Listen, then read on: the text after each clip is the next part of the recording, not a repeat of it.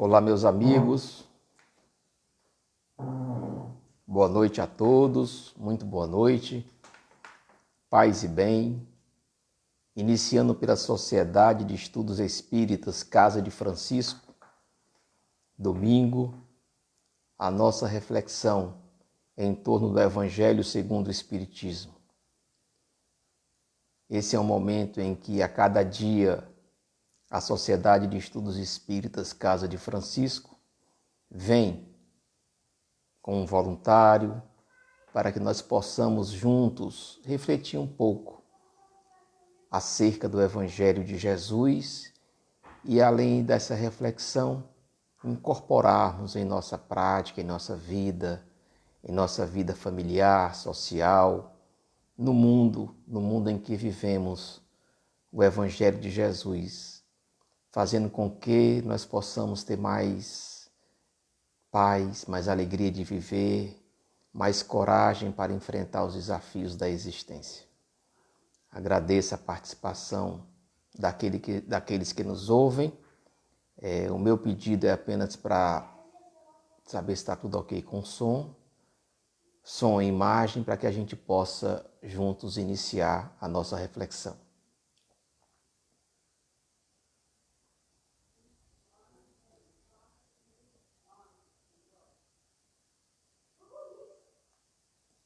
Tudo ok, então? Então podemos começar? Ok, Esther Nogueira, muito obrigado aí pelo retorno. Então o capítulo de hoje é o capítulo 7. Quem tiver o Evangelho, quiser acompanhar, capítulo 7, Bem-aventurados pobres de espírito. E o item do capítulo que vamos abordar é o item 9, ok? E esse capítulo ele começa com uma frase bastante forte, bastante bonita e interessante. Bem-aventurados os pobres de espírito, pois que deles é o reino dos céus. E aqui a gente precisa, para iniciar a nossa reflexão, entender quem são os pobres de espírito. São os pobres materialmente? Não. São os ricos materialmente? Também não. Os pobres de espírito, aqui Jesus, e no caso aqui Mateus se reporta, são os humildes. As pessoas que trazem na alma, que trazem na palavra, no pensamento, a humildade. A humildade em relação a quê? Em relação a Deus, em relação ao Criador. Nos voltarmos e nos curvarmos em humildade ao Criador, aos seus desígnios, ainda que os seus desígnios venham nos trazer profundas dores, ainda que seus desígnios venham nos trazer profundas reflexões, venham nos trazer saudades imensas. Mas, como nós temos a certeza da imortalidade da alma, nós temos a certeza que com a nossa humildade nós podemos estar com os nossos entes queridos que já estão na espiritualidade e podemos nos voltar para eles em amor, em prece, em amorosidade, no abraço, na conversação. E aí, quando nós nos deparamos e nos convencemos disso, a nossa vida, a nossa existência, as nossas dores parecem ficarem mais leves, parecem ficarem mais suaves, parece que um bálsamo, ainda que por alguns momentos, entram em nossas vidas, em nossa alma. Vamos ao item 9 para que possamos fazer a nossa reflexão. Diz o item 9. O mesmo se dá hoje com as grandes verdades que o Espiritismo nos veio revelar. A doutrina dos Espíritos, conhecida como a terceira revelação, ou Consolador prometido por Jesus. Olha que frase mais linda, que frase mais aconchegante e ao mesmo tempo confortadora. O Consolador prometido por Jesus. E quais são essas verdades? As verdades da imortalidade da alma, a verdade da reencarnação, a verdade da nossa comunicação com aqueles que já se encontram não mortos, mortos no corpo, mas vivos, vivos em espírito. Continuando o tema. Alguns incrédulos se admiram de que os espíritos tão poucos esforços façam para os convencer. Esse é um ponto muito interessante que nos vale aqui um pequeno comentário. Os espíritos, eles são dotados de vontade própria, assim como nós. Na realidade, os espíritos são as almas dos homens que viveram na Terra. Então, se nós fizermos um pequeno raciocínio, vamos entender que assim como nós também temos as nossas vontades, ou seja, fazemos muitas vezes aquilo que queremos, entre aspas, mas vamos dizer assim, fazemos aquilo que nós pensamos e realizamos, movido pela nossa vontade. Assim são os espíritos. Os espíritos são movidos por suas vontades e, de acordo com o seu grau de conhecimento, de evolução, mais ainda são movidos pelas suas vontades. Portanto, os espíritos não têm, vamos dizer assim, nenhum esforço para nos convencer de nada, porque o convencimento vem do nosso próprio raciocínio, da nossa própria inteligência, do nosso próprio mundo íntimo. Aí falo que os incrédulos se admiram. Se já é incrédulo, como é que ele pode se admirar que os espíritos não façam nenhum esforço? O que é que os espíritos vão pensar? Se ele já é incrédulo, qual é o esforço que vamos fazê-lo para convencer de alguma coisa? E também temos que levar em conta que a doutrina espírita é uma doutrina do livre pensamento, do livre pensar, do exercício da vontade com o pensamento ativo. Então a doutrina espírita não procura prosélitos, ou seja, não procura seguidores, não busca seguidores. Os seguidores vêm porque entende que nesta doutrina ele consegue responder às suas inquietações, às suas perguntas.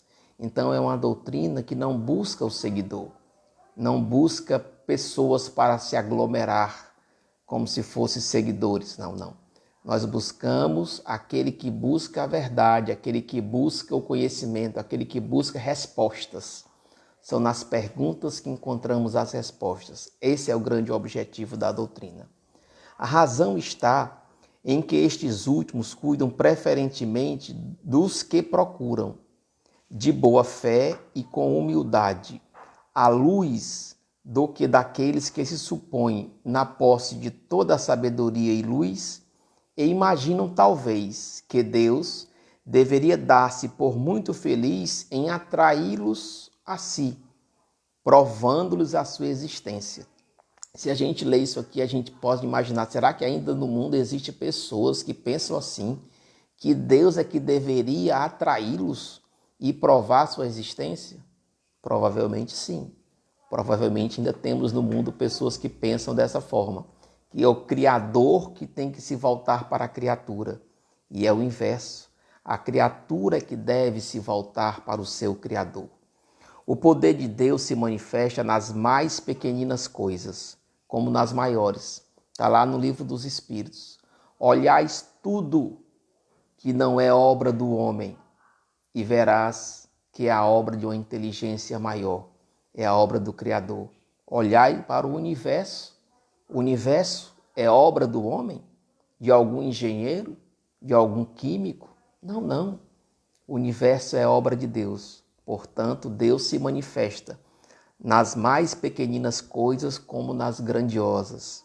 Ele não põe a luz debaixo do alqueire. Ele não esconde o conhecimento. Muito pelo contrário, o conhecimento está para qualquer um que queira por vontade própria se debruçar e conhecer. Por isso que a derrama em ondas por toda parte, de tal sorte que só aqueles que são cegos não a veem. A esses não quer Deus abrir à força os olhos, dado que lhe apraz tê-los fechados. A vez deles chegará, mas é preciso que, antes, sintam as angústias das trevas e reconheçam que é a divindade, e não o acaso, quem lhes fere o orgulho. Para vencer a incredulidade, Deus emprega os meios mais convenientes, os meios mais inteligentes, conforme os indivíduos. Cada um de nós sabemos as formas com que Deus nos mostra a sua existência, a sua presença em nossas vidas. Deus emprega os meios mais convenientes. Não é a incredulidade que compete prescrever-lhe o que deva fazer.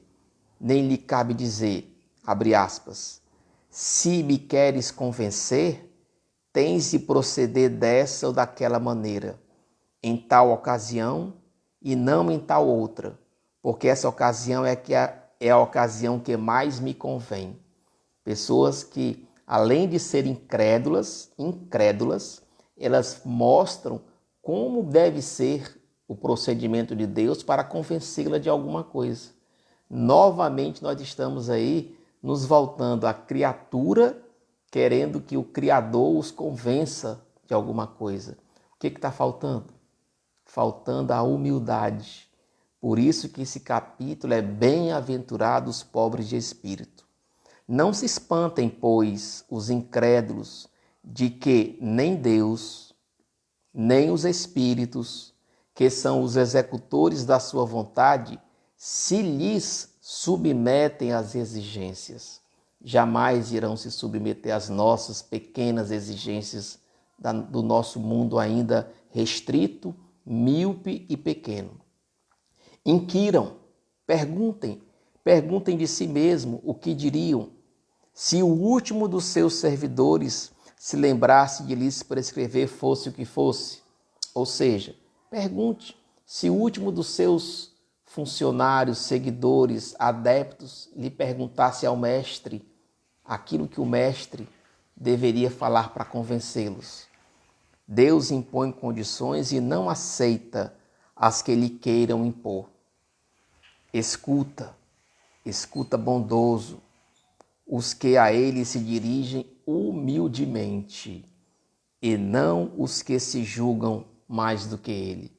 Essa última frase nos remete o quê? Nos remete à prece, nos remete à possibilidade de nos voltarmos em prece para o Deus Todo-Poderoso.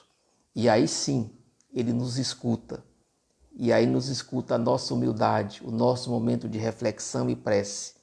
Mas aqueles que no mundo ainda estão uma quantidade bem significativa, que se julgam acima de Deus, acima da sua vontade, muitas vezes por uma posse maior financeira ou até mesmo por um pouco mais de conhecimento adquirido pelo seu próprio esforço.